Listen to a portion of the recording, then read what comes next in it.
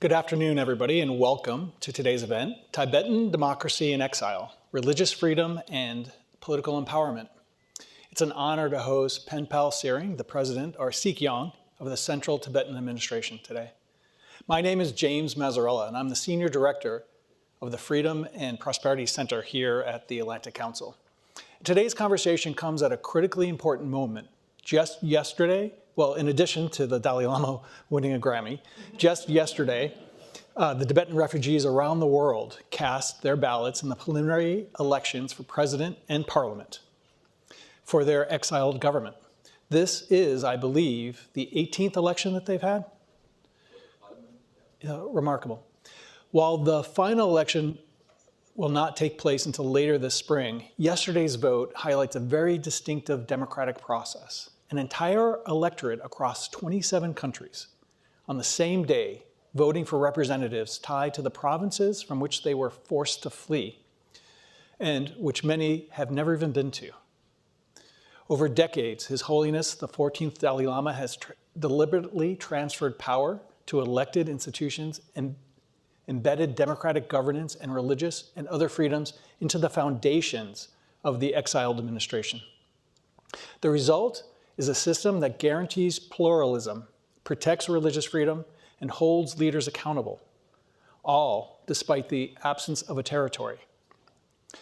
Today's conversation matters deeply to the work of the Freedom and Prosperity Center, which strives to promote evidence-based policymaking for the well-being of people around the world.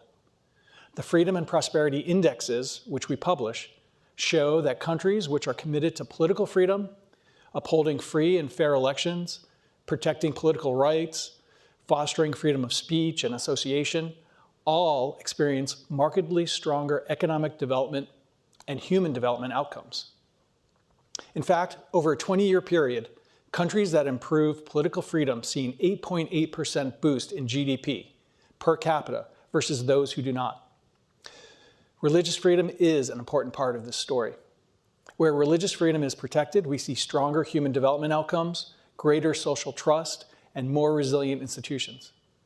Yet the global trend is moving in the opposite direction. Political freedom worldwide has steadily declined for the past 12 years. Religious freedom has been in a sustained global decline since 2010, with repression of religious institutions steadily worsening.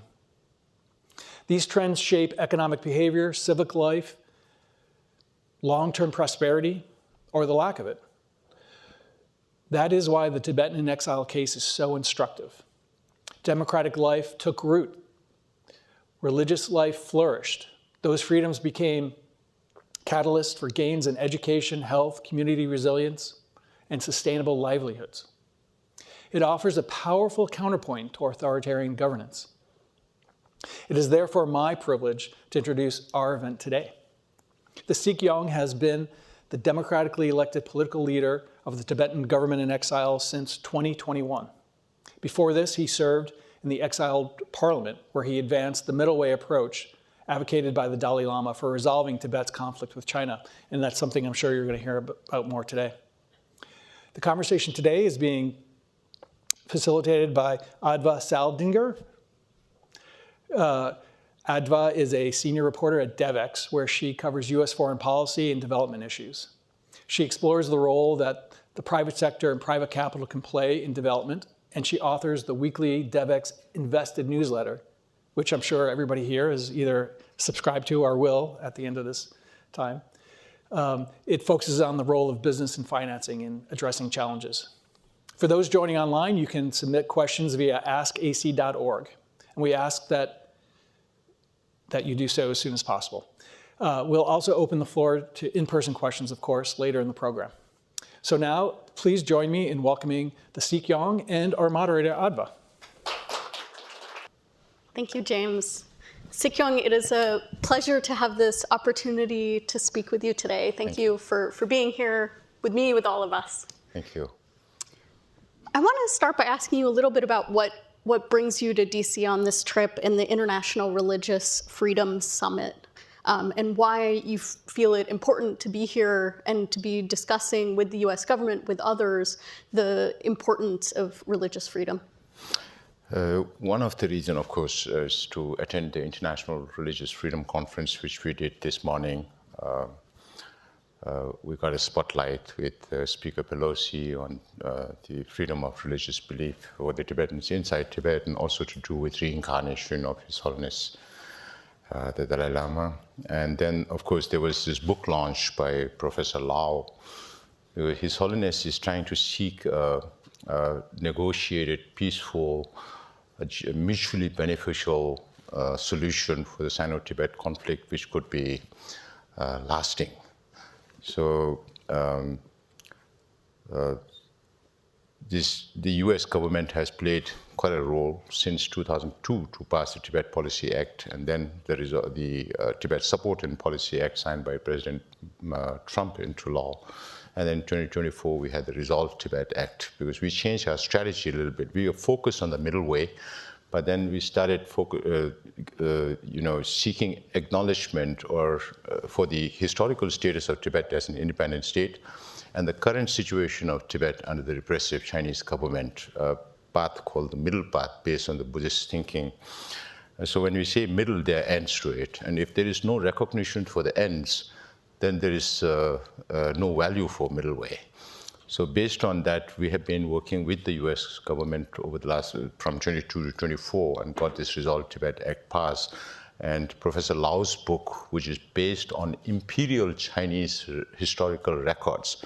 And he's a Chinese scholar and proves that Tibet has never been considered a part of China by imperial Chinese records, if you can consider the Yuans, the Mongols, and the Manchus as Chinese dynasties.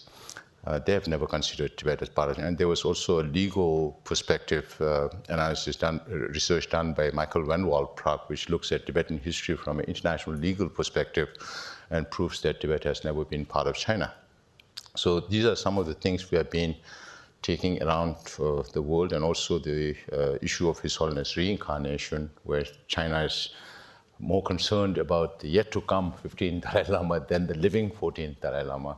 So we have to put our narrative on the world stage, I think, which we did quite well on His Holiness' 90th birthday last July, where we had some 218 media people from around the world in Dharamsala for about a week, and His Holiness made his statement, his position on what Chinese have been saying, because China has three positions. One is that they will look for the 15th Dalai Lama within China, which means the communist government is ordering the Dalai Lama not to be reborn outside Tibet or China.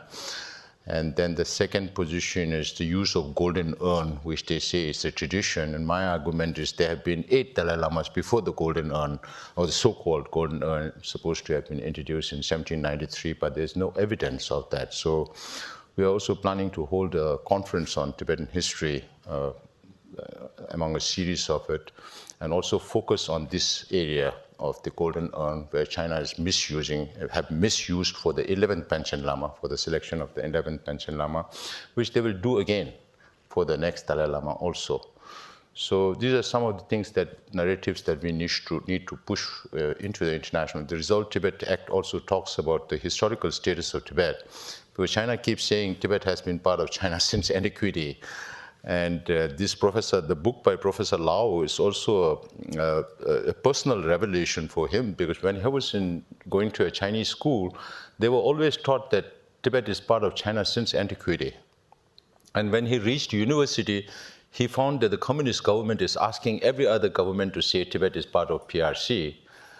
So he wondered, what is the truth? So he went looking for that truth, and he found this, and he came out with a 1,300-page book, which are irrefutable evidence of Tibet not having been part of China.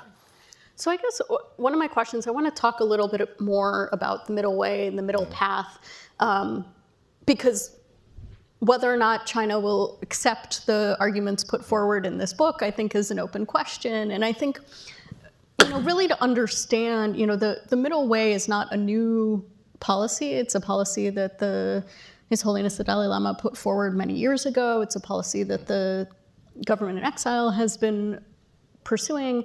But I think the fundamental question to me is, has there been any progress? It doesn't seem like the Chinese government is responding or acknowledging that this could be an option. And so I guess the question is, how does the position then evolve? Do you need to say, okay, maybe this isn't working the way we wanted? I know there was a congressional hearing here in the US, I think in November, where some representatives, including Representative Jim McGovern, sort of said, do we need to rethink the middle way? Do you need to set timelines or boundaries, et cetera? So I'm curious if you could tell us a little bit about sort of what the middle way policy is and how you're thinking about its evolution, or whether it continues to be sort of a useful policy. From the time we came into exile in 1959 till about 1973, we asked for independence because Tibet was an independent nation and we were seeking independence for Tibet. His Holiness was doing the same. Then around 1973-74, that was at the height of cultural revolution that was going on inside China, where everything was being destroyed. Some 6,000 Tibetan monasteries were destroyed. 1.2 million Tibetans died as a direct or indirect result of China's occupation. Then His Holiness thought about the survival, the existential problem of the Tibetans. So it is more important to preserve the Tibetan identity in form of language and culture and religion than seeking independence, because at that time, no countries were supporting Tibet. So since 1973, His Holiness started thinking about the middle way. Then there was Deng Xiaoping. Mao Zedong died and Deng Xiaoping took power, and he was a little more liberal. And he met with His Holiness' elder brother, Gyaltsen Thunrup, who died last year, and said, other than independence, we can discuss about everything. So we sent fact-finding delegations into Tibet in the early 80s. There were 2 exploratory teams to send in 82 and 84, whether some kind of negotiation is possible. There were leadership like Hu Yaobang, who were a little more liberal during those days. And then people started asking, what does His Holiness mean by middle way? So for the first time, His Holiness spoke about the 5-point peace proposal, starting by announcing Tibet as a natural reserve, or denuclearization, demilitarization, all that. The 5th point was on negotiation. So that was presented at the Human Rights Caucus of the US Congress those days. And this morning, Tom Lantos' daughter was there at the IRF, led by Tom Lantos and others in the US Congress. His Holiness presented that. And the subsequent year, in 1988, His Holiness expanded on the 5th point on negotiations. Then it remained like that for several years. We went through our process of deciding what should be the future course of for Tibetan people. We went through a sort of referendum. We didn't have to go through that. We went through a public opinion. Majority of the Tibetans said that based on the changes in international politics, China and Tibet, whatever His Holiness decides, we will follow that. And the Parliament also unanimously adopted that in 1997, and His Holiness reiterated his position on middle way. So we find nothing wrong with middle way. But if you look at the conflicts around the world, you wonder whether you are really resolving one problem or creating more problems for future. So what His Holiness is seeking is, of course, a compromise, but not asking for independence. But sometimes you wonder who really wants Tibet to be separated from China. Because His Holiness chants like a mantra, middle way, middle way, middle way, and the Chinese government keeps calling us separatist, separatist, separatist. So who really wants Tibet to be separated from China? It's the Chinese government, not His Holiness, who's asking for autonomy, willing to live within the framework of the Chinese constitution. So that went on for 2002. There was some kind of approach from the Chinese government, and from 2002 to 2010, there were some rounds of dialogue, but essentially meant for China's coming out party, the Olympics. Once the Olympics was done, then it stopped, in 2010. So around 2008, Chinese government asked, what do you mean by middle way? So we presented a paper to the Chinese government, a paper called Memorandum of Genuine Autonomy for the Tibetan People. Now, after the presentation of that paper, the Chinese government reached out to some 15 embassies and started putting their version of what had happened. And then we had to come out with an explanatory note to that. So those are all in writing. It went up to 2010, and since then there have been no reach out from the Chinese side. I have mentioned about back channels since January 2023. We still send some people, but nothing of consequence. The whole idea is to explore whether there could be a renewal of contact and then maybe eventual negotiation. But if you look at the present Chinese leadership and their policies in the whole of China, and particularly in Tibet, the whole idea is if there are no nationalities, then there won't be nationality issues. So how do you make sure that there are no nationalities? You cannot kill all the Tibetans. That would amount to genocide. So what they are doing is they are assimilating Tibetans into the Chinese culture. They want a uniform Chinese community, just like America is a big melting pot. But it's happening naturally here, where in China it's being forced by the state to assimilate and targeting our language, targeting our religion, our way of life, and of course environment. So everything is aimed at destruction of Tibetan identity.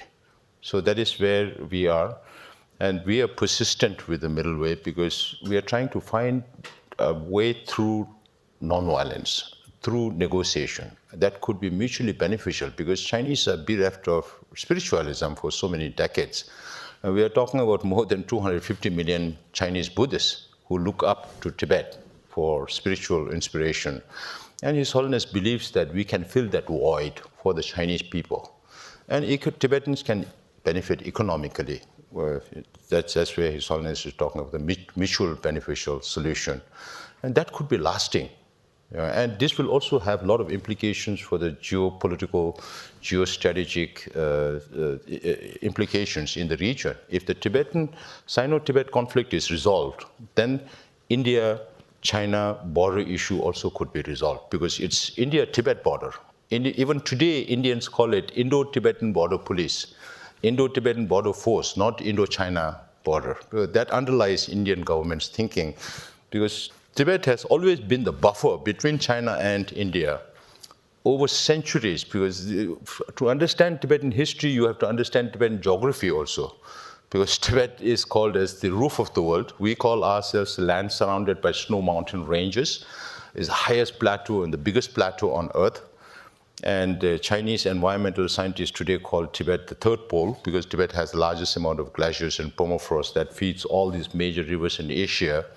And then Tibet is also called as the water tower of Asia. So it has a lot of environmental, geostrategic, cultural implications, not only for the Tibetans, but for the whole world. So His Holiness believes in the idea of common prosperity, common benefit. He appreciates the concept of European Union.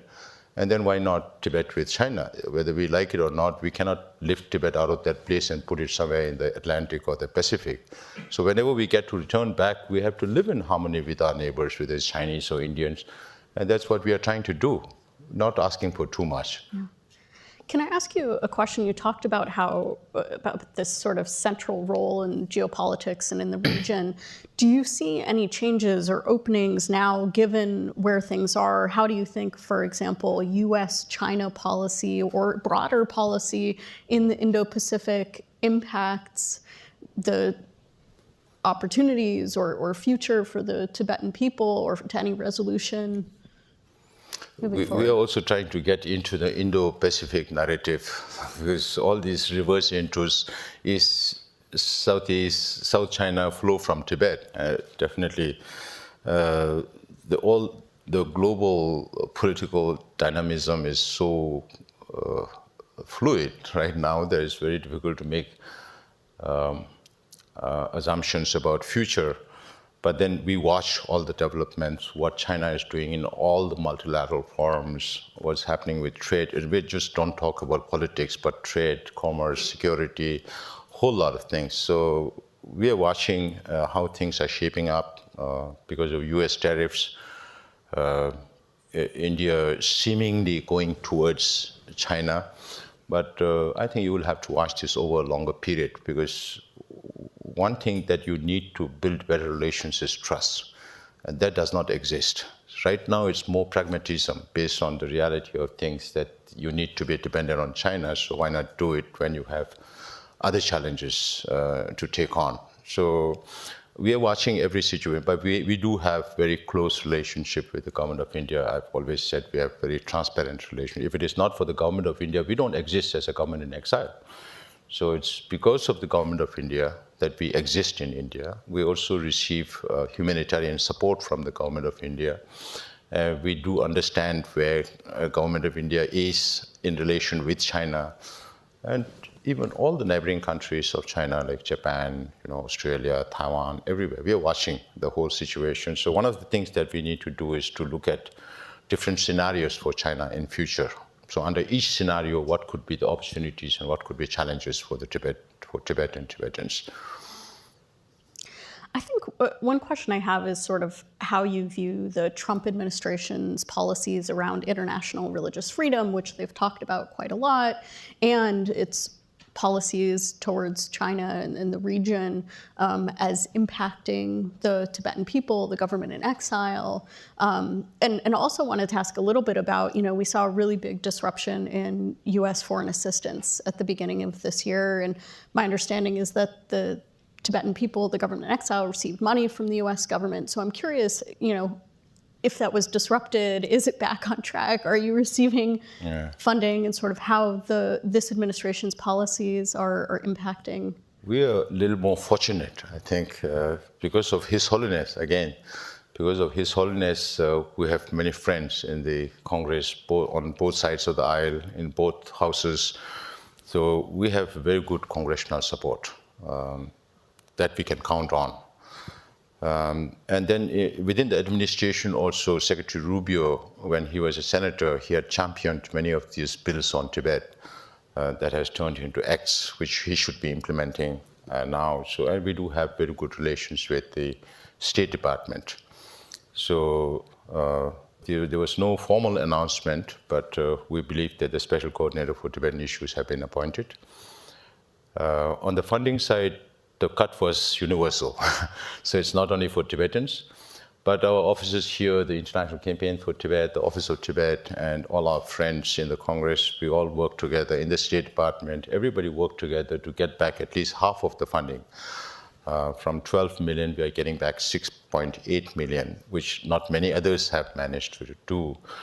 And we are also happy to say that we have the provision for budget in the 2026 budget, which will be passed today, hopefully in the House, and then signed by President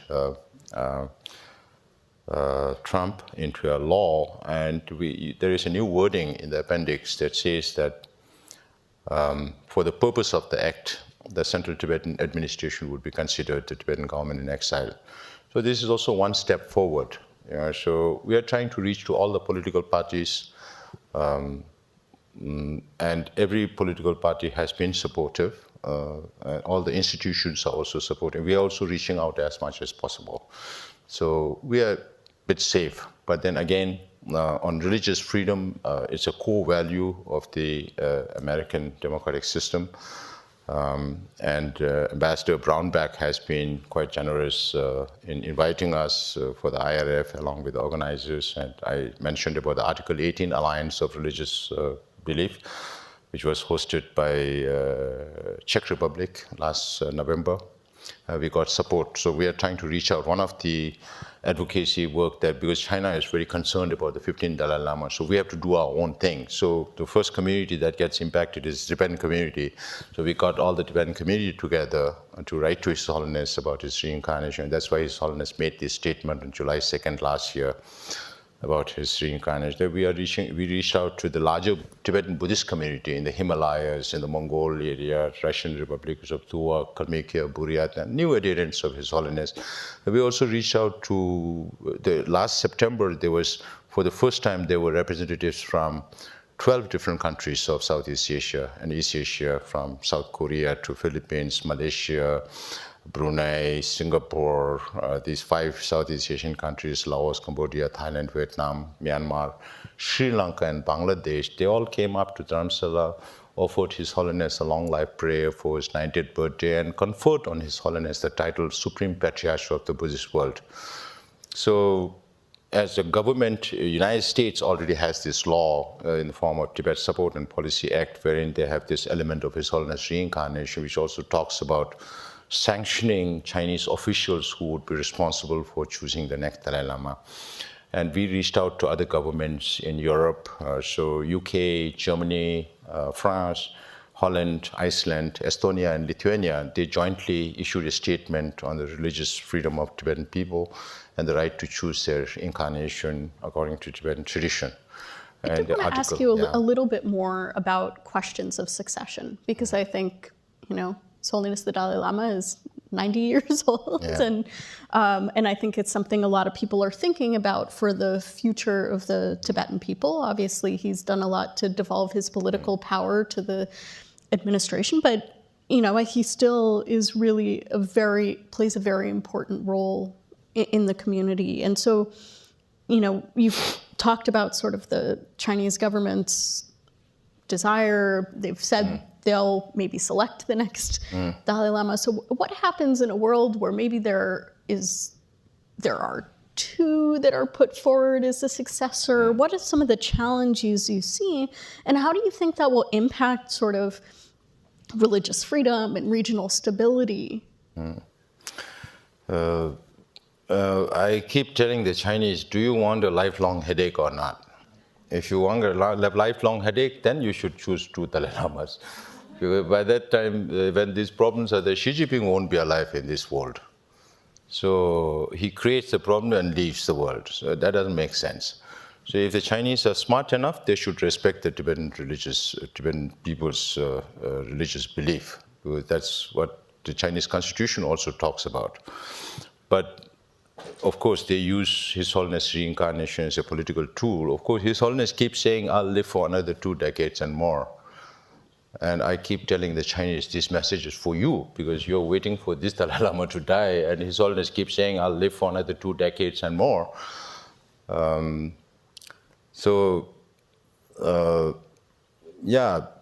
will be challenges, of course. We will have our own Dalai Lama in exile.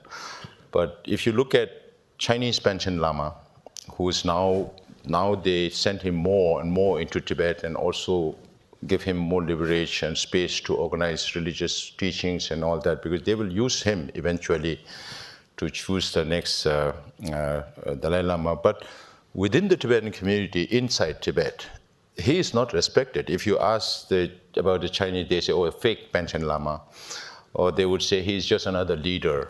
So just to show their displeasure, they don't sell the pictures of Chinese Panchen Lama, which they can do if they want. And they can't sell the picture of His Holiness Panchen Lama is nowhere to be seen. The only picture was when he was 6 years old. So to show their displeasure, they sell pictures of only the 10th Panchen Lama. So those things are there. So these Chinese Panchen Lama, he has never been able to travel outside, except for a short, brief visit to Thailand and Hong Kong. There was talks about him coming to Nepal, which he never could. So where's the influence?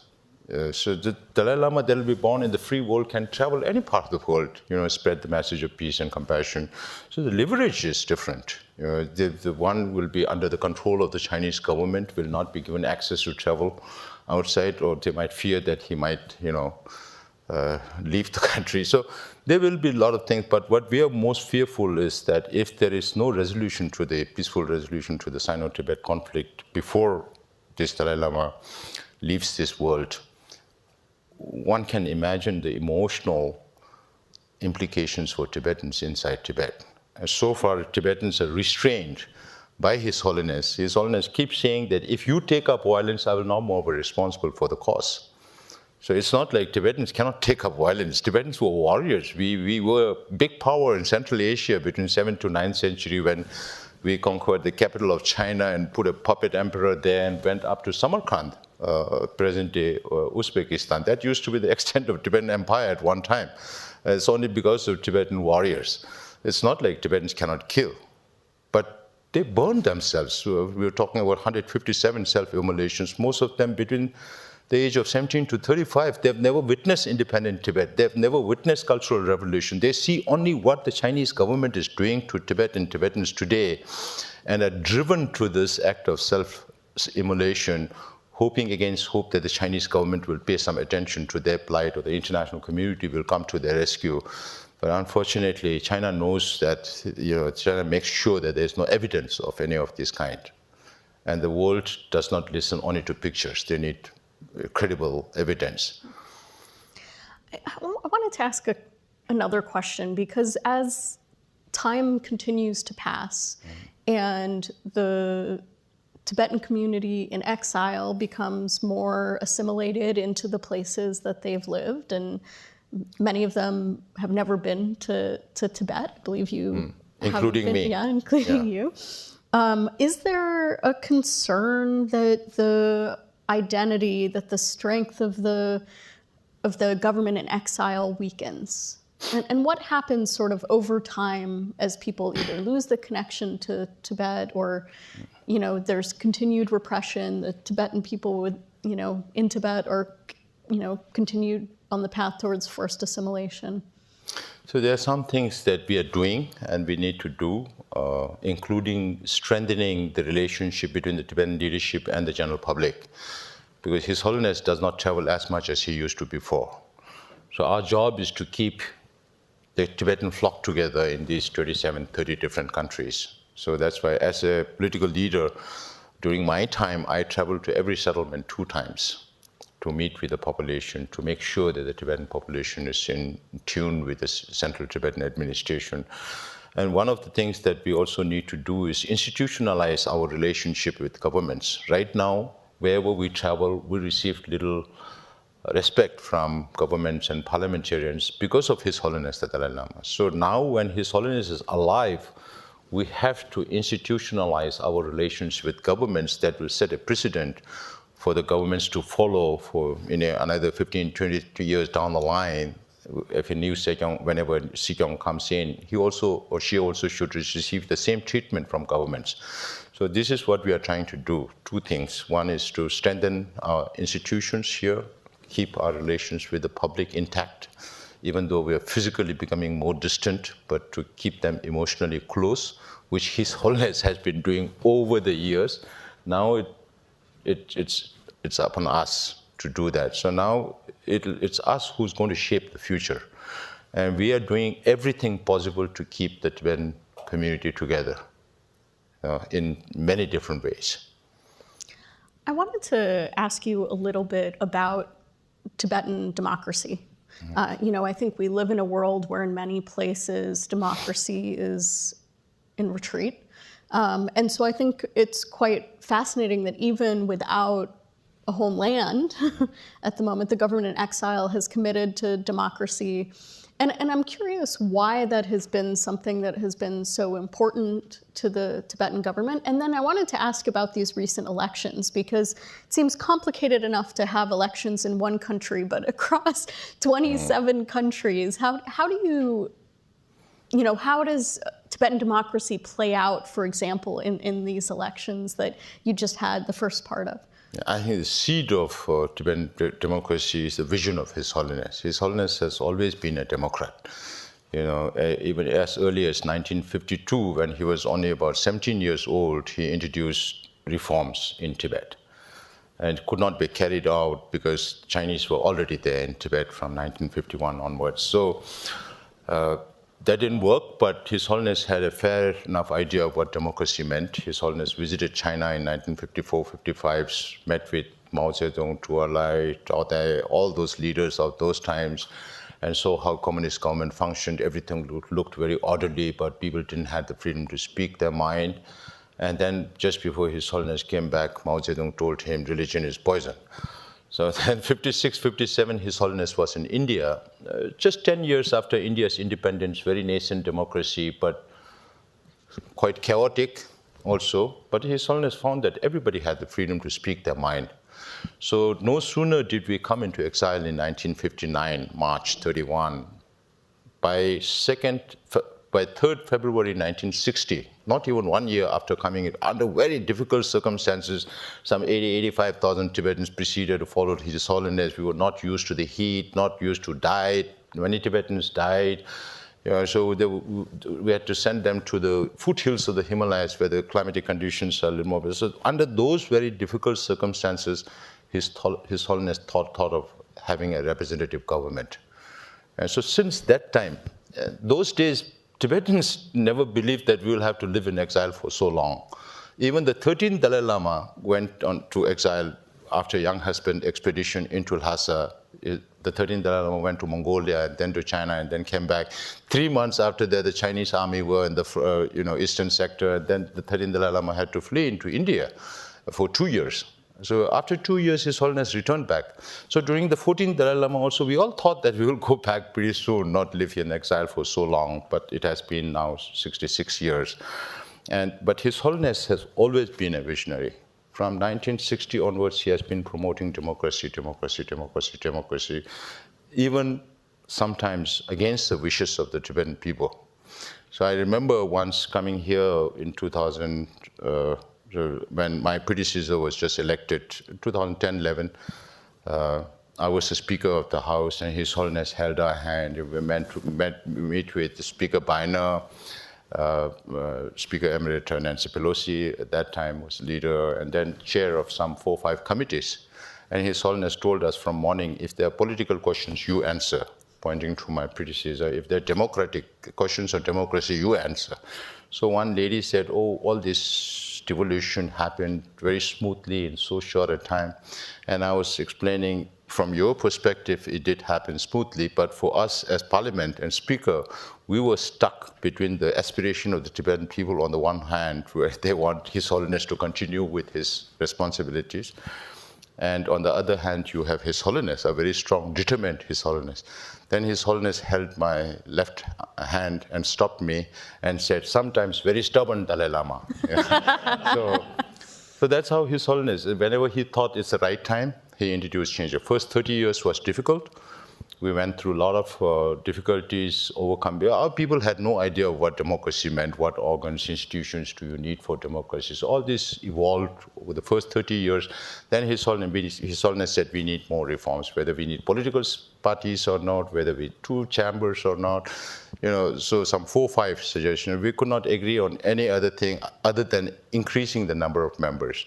So from 1991, the Parliament became a fully functional legislative body. Then 2001, 10 years after that, His Holiness, again, we need more changes. I'm not going to live forever. So we changed to, direct election of the current Triba. That was the first direct election.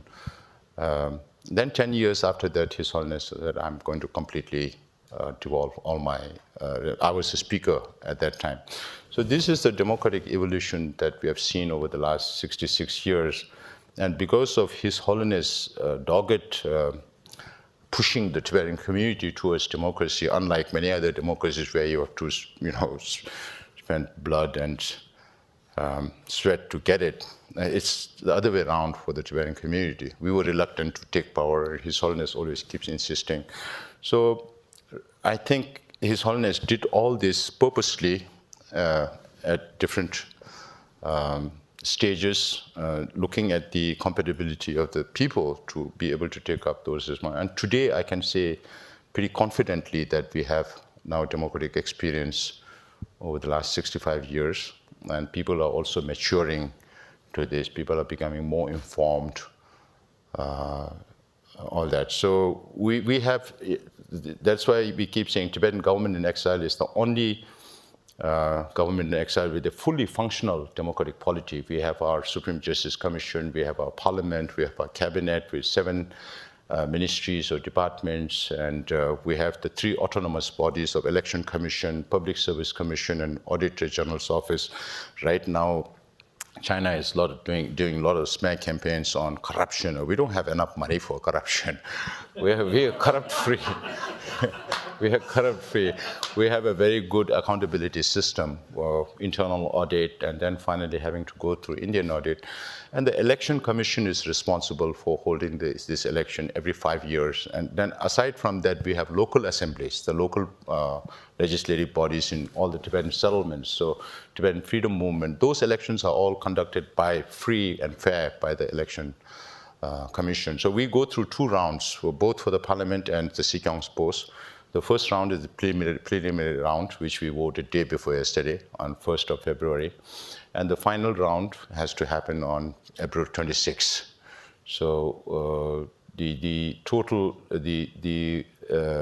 result will be out, official result will be out of the preliminary on 25th February, because it has to come from all over the world, and then Election Commission has to total it up and then, without mistake, announce it.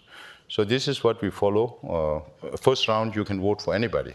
And is it electronic voting? How do you, from a practical perspective, how do you get people across 27 countries? Right now, it's manual. In fact, we have been proposing and, all to have absentee ballot or postal ballot, or, can we do it online? But right now, all the important organizations have not been able to concur on this, but otherwise we are willing to. We are not lacking behind in using technology. We are using AI, we are using all kinds of things in the Tibetan administration. Yeah. Great. Well, I want to get to some questions because I know we have some. So if folks in the room have any questions, we can go there first, and then we have some online questions as well. So if you have a question, can you raise your hand and make sure you actually ask a question, introduce yourself, those things. It looks like we have one in the back there and one in the front here. So we'll take both of them and then Sure. can answer them together. Great to be here with you and at the Atlantic Council and hearing your wise words and hope for the Tibetan people. Recently, you were involved with a book launch last week with Dr. Hongxiang Lao. Tibet was never part of China since antiquity. Could you just tell us a little bit about that book and why it's important in the work that you're now doing? Yeah. We'll take the question at the back. Hi, Kimberly Reed, former chairman of the Export-Import Bank of the United States, and currently a distinguished fellow here at Atlantic Council Center for Freedom and Prosperity. Just like to hear your thoughts when it comes to U.S. goods and services and things that can possibly happen on the trade front. I know it's very, very complicated right now, but just any economic thoughts and reflections you might have that you'd like for the Trump administration to appreciate. Thank you. Professor Lau's book is a very important tool for us. As I mentioned, our official policy is middle way policy. But we have to gain recognition for the ends, which is one is the historical status of Tibet as an independent state. And this book, coming from a Chinese, that makes it more valuable. And also, his evidence is all irrefutable. The Chinese, he published his Chinese version in 2019. Then we translated it into Tibetan a few years ago by a Tibetan who voluntarily did it on his own. And the English translation took some time because his professor is very, very particular. He says, I'm challenging the Chinese government, so I don't want one single mistake in my book, even a comma. So when you rearrange the book, then appendix and all goes wrong, so you have to manually do that. So that took a lot of time, and I think professor is also going to work on another book. So the Chinese narrative that Tibet has been part of China since antiquity has fallen flat. China has not been able to refute what Professor Lau had been doing. And Lau was mentioning at Jamestown when we met there, he was mentioning that I'm sure any Chinese who have done study on Tibet would have found that Tibet is not part of China. But they are not willing to talk about it because they have to work under the government of China. And Professor has done this at personal risk hopefully nothing will happen. But then he had the courage, as a Chinese, he had the courage to speak the truth, and which we have not been able to do, the research, kind of research that professors did, because you have to understand traditional Chinese to be able to, the books and all are there. So I asked the professor, now that you have used all these documents, do you think Chinese government will withdraw all these documents? He said, no, it's not possible, because it's part of Chinese history. So he's taking all these elements of Tibetan independence, not being part of China, from the Chinese history, which they cannot take off the websites or online. So you can still have it in Hong Kong or Beijing libraries. So those are very much there. So you cannot refute that. That's why it's very important. And I keep carrying Lao's book with me when I visit every foreign ministry or politician when I meet them. And Lao's book, we started distributing from yesterday to all the members of Congress that we meet, that the ones who are going to meet tomorrow, a lineup of them tomorrow. So yeah, this is the narrative that we have to spread. It's very important for us to, so that will put our cause in the path forward. Then the US, China, I'm not an expert on business and all that, but I think right now the common refrain is that US has to get out of the stranglehold of China's rare earth supplies. So once you do that, then you might have more leverage with China, but that will take some time. It's not easy to get a supply of rare earth back on track in such a short time. But that's a leverage that China is using. China has been using all the kind of leverage that America is using today. So it's pointing fingers at each other. But I have always been saying that we should give less business to China. Because this year also China managed to meet its GDP expectations because of exports. And export has increased by about 25%. Last year, China had a surplus of about 876 or 92 billion. And this year it has gone to $1.2 trillion of foreign exchange. So once they have all this money, then they splurge it on space technology, on dual-use technology, on military, and all the things that the free world doesn't want. So I keep saying, one of our German friends said, he was asking me about China, the dragon is biting at us, and all. I said, see, the dragon at one time was very weak, but it was United States, Europe, Japan, Taiwan, all of them combined together to make China for what it is today. And now knowing that the dragon is biting at you, if you still keep feeding the dragon, then I tell them, whose fault is it? And there has to be, especially from a European perspective, I keep telling them, just like Prime Minister Carney had said about the middle powers at Davos conference, that the Europeans need to come together. If you don't come together, have a common trade policy or a foreign policy, then China is going to pick one nation after another, just like the colonials used to do against the colonies of divide and rule and carrot and stick. Same thing China is doing against the Europeans today. So they have to learn from all this and have a common front. When Norway conferred Liu Xiaobo with the Nobel Peace Prize, China was doubling down on Norway. But if you take Norway with China, Norway is a very small country. If all Europeans don't come together, China is going to gobble you up. So that's what is happening.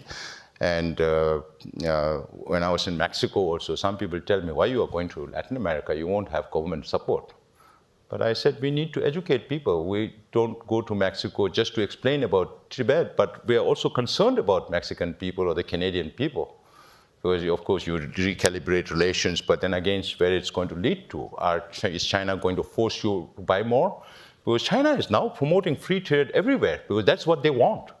They have surplus of products, right? And you have already seen about 20% increase of imports in all the Southeast Asian countries from China over the last few months. In Europe, about 8 to 10%. In the African countries, more than 20% increase of Chinese imports. And the Chinese now secondary market for Chinese EVs are becoming Brazil and Thailand. So China is diversifying, but then again, the question is how much purchasing power does the global South have, unlike the Europeans or the Americans? So there are a lot of things that we need to keep in mind, but even in Mexico, I told them we were taken on a small street with toys on all sides, and when I looked through the window, there's all Chinese boxes. So I told the Mexican, your toy industry is gone now. And some were saying, oh, the Chinese products are cheap. I said, yes, it is cheap. It benefits the consumers now. But over the long run, if you keep buying more and more Chinese products, cheap products, all your small-scale industries and mid-sized industries will collapse. Then your people will become jobless. Then you won't even have enough salary to buy cheap Chinese products in the long run. We have a couple questions that came in online, sort of also asking about politics. So I'm going to put two of these questions to you at once because we are running short on time. Yeah. But we have one question that you'll see here as well from Marjorie Mandelstam-Balzer, who asks, has the position of His Holiness the Dalai Lama changed regarding talks with China since President Trump came to power and has sort of destabilized international relations? And I'll also put another question to you from Carolyn Costello, who says that Trump will visit President Xi in Beijing this April. If you could add one Tibet-related deliverable to the list of items that Trump will discuss during that meeting, what would it be? That would be to take Tibetans seriously and negotiate with them.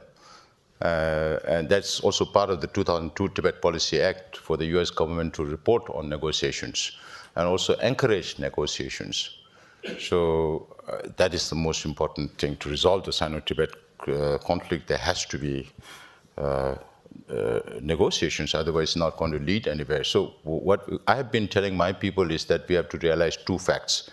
One is that if there has to be a solution for Sino-Tibet conflict peacefully through the middle way, then it can come only from China. It cannot come from anywhere else, not from the United States, not from NATO, not from India. Nobody is going to fight for Tibet, fight a war with China on Tibet. And the second is, till such a time, we'll have to reach out to the international community. But then when we reach out to the international community, we have to put forth our position in such a way that it meets the national interests of that country also, while addressing our national interests, the interests of the Tibetan people. So these things we keep in mind, because then we have realistic expectation of what we can get from the international community.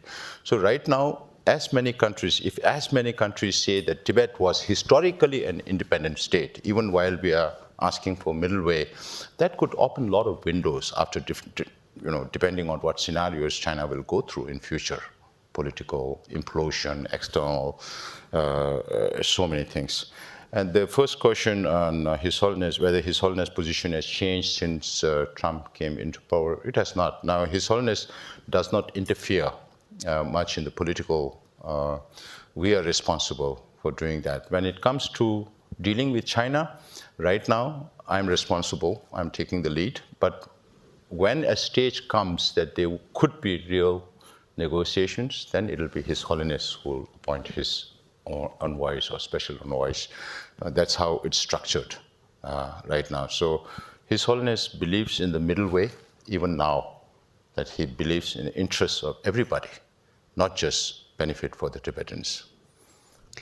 So I think in closing, I just want to ask you what role you think international actors can play. So you talked about just now sort of this recognition of the sort of historical accuracy of Tibet being independent, but what do you want to see? What are you asking? You said you're meeting with a bunch of members of Congress. What are you asking for? What does the Tibetan administration need from the international community?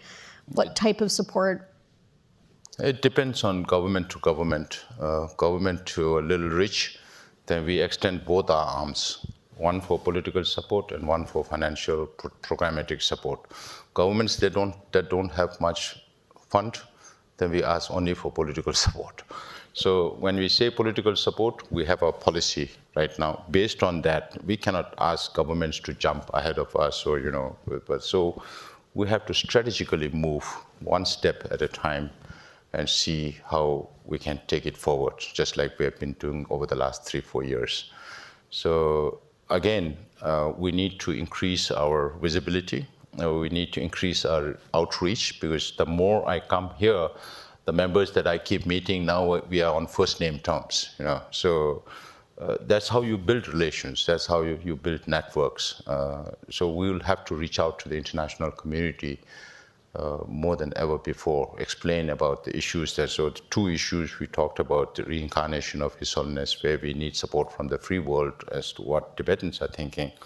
And then on the political front, to at least acknowledge the truth, historical truth that Tibet was an independent state. So where it will lead to in future is something that we'll watch as time goes and how the international political scenario evolves, unfolds, and how situation in China unfolds.